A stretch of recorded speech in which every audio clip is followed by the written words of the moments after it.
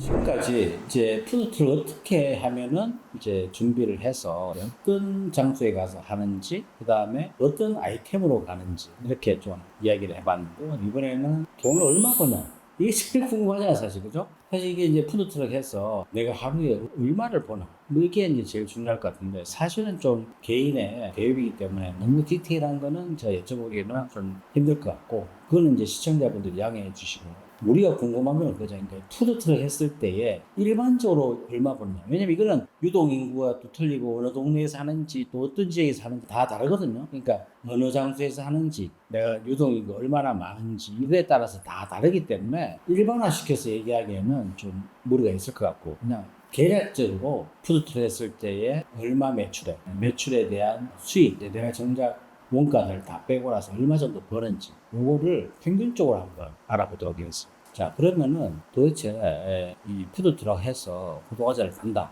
그러면은 매출에 대한 마진은 얼마 정도 될까? 보통 이제 프랜차이즈들이 주는 마진이 보통 한 30에서 35% 정도 그렇게 보잖아요. 원료도 다 빼고. 그럼 그거 가지고 인건비하고 뭐 본인 가져가는 이런 비용인데, 이 푸드트럭의 마진 구조는 얼마 정도 될까요? 반 이상으로 봐야겠죠.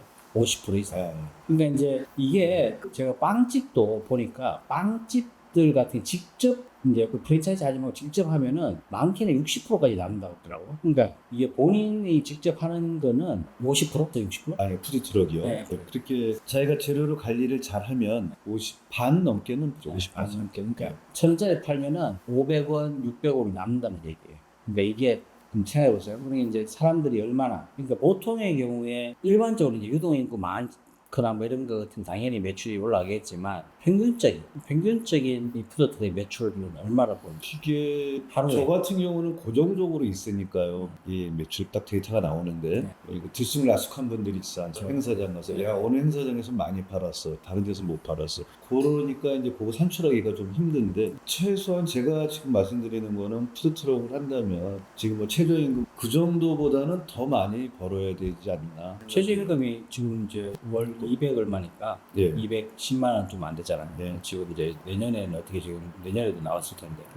이제 만 원으로 올라갔으니까 시간당. 어제도 한 200, 한 2, 30만 원 정도 될 네. 텐데, 그거보다는 훨씬 더 많이 벌어요. 훨씬 더 많이 벌어요. 예, 자기 혼자 운영하는 거니까 운영을 하다 보면 내가 더 벌 수 있는 방법들을 자꾸 생각해내거든요. 생각하죠. 자기가 하고 끊임없이. 그리고 중요한 건 남이 하는 거 자꾸 봐야 되고, 봐야 되고. 예, 보고 또 따라하고 benchmarking 하고 해가지고 하다 보면은, 혼자 하는 경우에, 그렇죠. 혼자 하는 경우 만약에 이제 두 내우가 한다 네, 그러면 부부가. 좋지만, 부부간에 하면 부부가 한다 그러면은 아까 말씀드렸듯이 품목을 하나 더 할 수가 있죠. 그게 참 좋을 것 같긴 해요. 그러니까 이게 제가 부부간에 하는 푸드트럭이나 이런 그 점포, 노점을 봤는데 훨씬 많은 아이템들을 하고, 제가 봤을 때는 훨씬 더 많이 벌 것 같은데, 어쨌든 1인 기준으로 네. 했을 때 대충 그러니까 1매출은 30일이란다. 일매출을 뭐 본다면은, 쟤를 그렇게 해서 본다 그러면 하루에 10만 원 이상은 수입을 가져야겠죠. 시급이 지금 10,000원이다. 만 원이니까. 그러면 10시간 하면 10만 원인데. 그러면 이거는 지금 본인이 운영을 한다면 뭐 좀 우스꽝스럽게 퇴직금도 없는 거, 사대보험도 없는 거 아닙니까? 더 벌어야겠죠. 하루에 목표는 15만 원, 20만 원 순이익을 창출을 목표로 해가지고, 내가 가져가는 거. 그렇죠. 운영을 해야겠죠. 그러니까 그러니까 못 벌으면 본인이 시간을 늘리는 방법도 있고, 또 장시간 시간 하다 보면 피로가 누적될 것이고, 장단점은 있는데 시간을 많이 한 만큼 매출은 올라간다고 싶으면 이렇게 할 수 있는데, 그러면은 사장님 말씀을 정리해 보면, 우리가 마진이 50에서 60%라고 했잖아요. 그러면 본인이 15에서 20만 원 가져가려면은 30만 원하고 40만 원의 일매출을 이렇게 된다. 근데 그거를 사실은 식당 점포를 내고 식당을 해도, 물론 장사 잘 되는 데야 뭐 또 많이 벌겠지만, 사실 30에서 40만 원 안 나오는 데도 있죠. 너무 많죠. 거기에 비해서 훨씬 더 많이 번다 그러면 다 이거 하려고 그러지. 그러니까 본인이 풀복이랑 그런 거에서 연구해서 연습해가지고 본인이 한다 그러면 저는 시스템에서 나올 수 있다고 봐요. 단지 아까 말했던 공간만 확보만 잘 된다면 그 정도는 수입을 창출할 수가 있죠. 그러니까 이제 푸드트럭을 한다. 그러면은 기본적으로 개인이 혼자서 한다. 그러면은 15에서 20만 원 정도를 내가 가져간다. 하루에. 그리고 일주일에 하루는 쉬어야죠. 그렇겠죠. 아, 힘들어서. 그러니까 롱런을 하겠다고 그러면 너무 초반에 빨리 달리면은 힘드니까 어쨌든 이제 조금 장사가 안 될 수도 있어요. 근데 이제 식당을 한번 생각해보. 식당에 몇 억, 1억 5천 넣고 시작해도 하루에 30, 40, 와, 쉽지 않은데 많은데 훨씬 리스크가 적죠. 훨씬 리스크가 적고 그에 따라서 또 이제 이 사장님 말씀은 15에서 20만 원 정도를 가져가는 구조. 또 정보를 또 잘 나거나 또 내가 운이 좋아서 또 차렸는데 막 하루에 뭐 30만 원씩 이상씩 가져갈 수도 있는 거잖아요. 그거는 가능한 일이죠. 그거는 모르는 거예요. 모르는 건데 기본적으로 15에서 20만 원은 가져간다고 보시면 돼요. 제가 봤을 때. 또 근데 그거는 가져가게 만들어야 만들어야 이게 누가 만들어지는 게 아니기 때문에. 그러니까 그런 거를 하기 위해서 연구가 필요하다는 거고.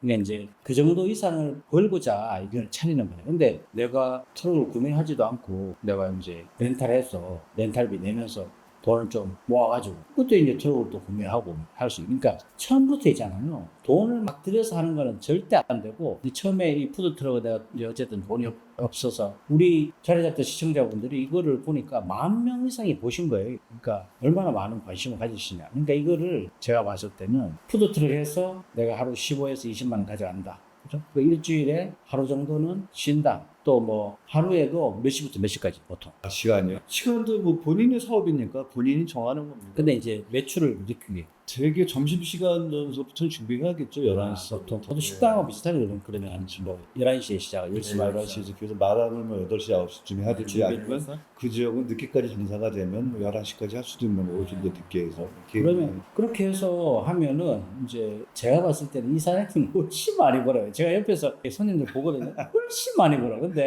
이제 이거는 대회비니까 오픈은 댕겨고요. 어쨌든 이제 중요한 거는 내가 푸드트럭 해보겠다. 그러면은 이 정도는 내가 벌 수 있는 생각을 하고 준비를 해서 할 수 있겠다. 뭐 그런 생각이 드네요. 네.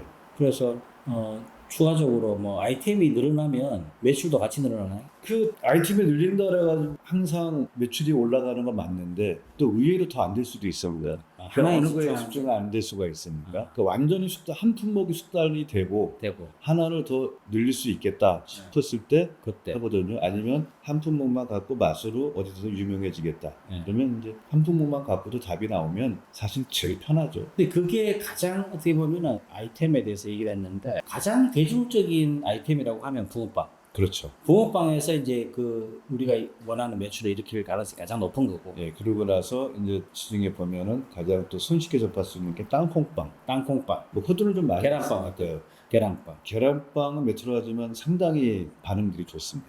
저도 이제 이 사장님 집에서 계란빵 먹어봤는데 2,000원 했거든요. 너무 좋아요. 왜냐면 요즘 빵집에 뭐 단팥빵 하나 먹어도 2,000원 하잖아요. 그러니까 그보다 훨씬 영양가도 좋고 그런 차별화, 그죠?